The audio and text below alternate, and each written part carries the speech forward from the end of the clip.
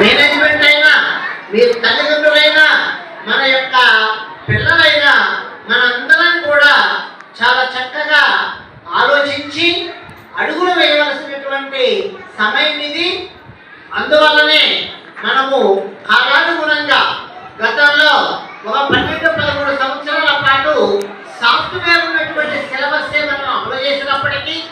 కంప్యూటర్స్లో మాత్రమే ఆ లెసన్స్ వినిపిస్తే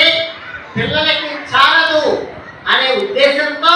మనము టీవీ స్క్రీన్లు, ట్యాబ్లు అన్నీ ప్రవేశపెట్టి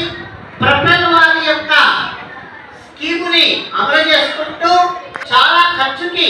టీవీ స్క్రీన్లు మీకు తెలుసు చాలా ఖర్చుతో కూడినవి, ట్యాబ్స్ ఖర్చుతో కూడినవి, వాటన్నిటినీ కూడా పెట్టి మనం చేస్తున్న విషయం ఒకవైపు రిచర్స్ గారు చెప్పారు, మరోవైపు ఇప్పుడు సర్వాసాలు చాలా స్పష్టంగా అచ్చ తెలుగులో మనందరికీ అర్థమయ్యే రీతిలో మనందరినీ కూడా వారి యొక్క ఆశీర్వచనాలతో మనకు తెలియజేసినందుకు మరొక మారు 60 సర్వసానికి హృదయపూర్వక కృతజ్ఞతలు తెలియజేస్తూ